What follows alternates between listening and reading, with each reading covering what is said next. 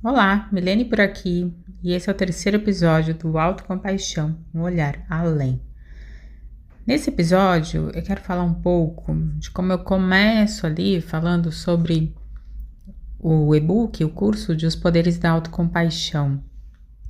Se você está chegando por aqui agora, não viu os episódios anteriores, não está entendendo sobre o que é os Poderes da Autocompaixão, dá uma olhadinha aqui no primeiro episódio que eu falo melhor sobre isso, ou entra lá no site autocompaixão.com.br.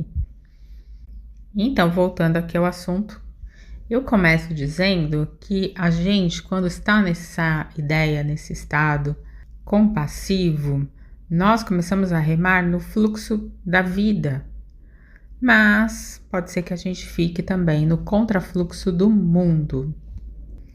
Dentro da seguinte perspectiva de que, uma vez que a gente começa nesse caminho autocompassivo, o mais habitual é que a gente comece a ficar mais seguro de si, a ficar mais contente e satisfeito com aquilo que a gente já é.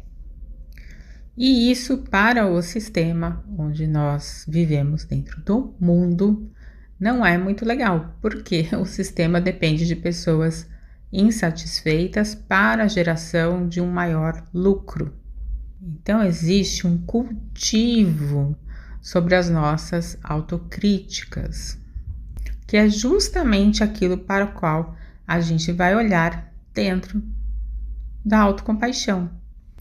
Então, é como se a gente, dentro desse não olhar, dessas imposições do mundo, a gente só lutasse contra ou fugisse, Ou existe uma certa aceitação, na verdade, daquilo que é dito, e aí a gente tem que fazer o contrário, lutar para ser diferente, ou, na pior das hipóteses, dentro desse aspecto, acabar fugindo, acabar caindo em algum tipo de compulsão, de vício, para se esgueirar, fugir desse sistema, só que de uma forma muito vergonhosa, como se esse indivíduo estivesse com muita vergonha de não poder atender às demandas do sistema.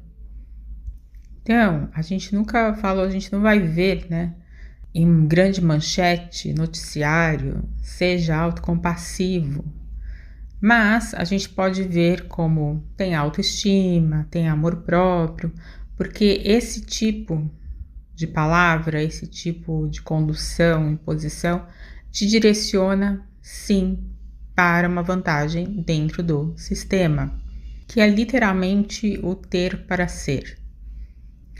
E é curioso como a gente faz às vezes uma confusão entre o que é vida e mundo. Parece até a mesma coisa. E não, a gente está dentro de uma construção quando a gente fala de mundo. Então, tanto é que a gente vê essa construção se desconstruir de épocas em épocas, Aliás, não faz nem muito tempo, as coisas estão cada vez mais rápidas. Nos anos 90 mesmo, tinham falas e comportamentos que hoje em dia já não fazem o menor sentido. E assim toda uma cultura é modificada. E a gente não se dá conta de que muitas coisas que estão aí vão acabar caindo, vão acabar mudando, porque isso muda a cada época, quando mais e mais pessoas vão ganhando consciência sobre certas coisas.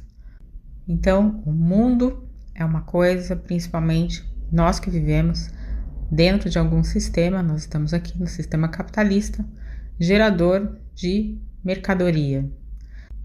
E existe a vida interdependente, orgânica, biológica, natural, toda a sua natureza, todos os elementos, essa vida que se apoia entre si, que está sempre buscando o seu ponto de equilíbrio. Vida essa que não é nem sequer pautada pela moralidade. Então a gente, claro, tem uma construção para que os seres vivam de acordo dentro da sociedade, isso é também importante. Mas de tempos em tempos, cada vez mais existem questões que vão ficando para trás, vão ficando obsoletas, e às vezes a gente vive ainda dentro delas, Existe uma resistência em abandonar velhos padrões. E existe a produção do vazio, né, por esse meio. Eu vou deixar aqui porque, com certeza, né, ela fala muito melhor do que eu diria aqui.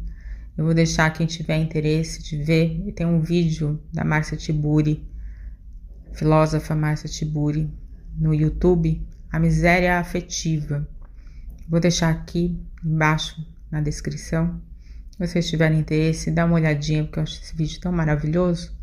E ela descreve também, né, claro, nos livros dela, sobre essa questão dessa produção, desse capitalismo que molda, né, tudo através do viés mercadológico.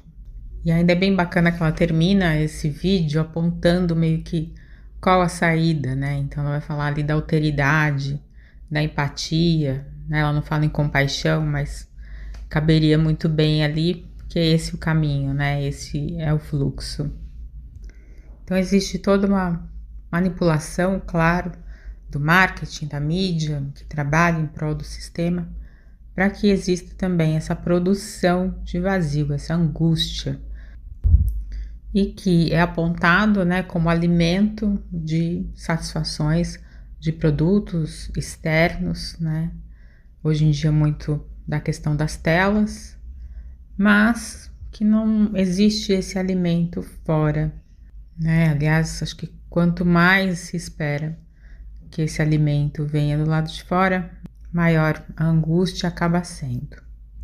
E é preciso também pensar nos sofrimentos envolvidos, acho que dentro dos aspectos pessoais, então da demanda que existe de energia, da demanda financeira, de alcançar alguns ideais, que né, de padrões que são colocados aí externamente para se sentir parte, para validação, quanto os sofrimentos das pessoas próximas envolvidas. Isso com certeza, né, cria uma série de conflitos. Hoje em dia a gente tem visto, principalmente dentro da questão estética, né, o quanto tem visto de óbitos, de deformidades, que é, né, sem dúvida, questão de sofrimento. E ampliando, a gente tem a questão de todo o planeta, né, porque principalmente de 50, 60 anos para cá, o quanto que essa demanda de consumo aumentou, e isso afeta, né, muito, porque aí acaba se gerando muito mais, né, todo mundo já sabe dessa história, muito mais do que a capacidade que a gente tem de recursos naturais. A gente perde, né, essa ideia dessa cadeia produtiva, da cadeia do descarte. Parece que tudo chega bonitinho pra gente, mas a gente não sabe os processos que aquilo, né, foi envolvido. Então cada vez mais a gente está se fragmentando, se ficando mais distante, perdendo essa noção de interdependência. E parece que acontece alguma coisa que aconteceu do nada. Então tem tudo aquilo porque a natureza, a vida, está em prol do seu equilíbrio. E assim acabam acontecendo aí as grandes catástrofes que a gente tem visto com cada vez mais frequência, infelizmente, que tem gerado também na gente um outro tipo de estresse, né, que é o estresse ambiental.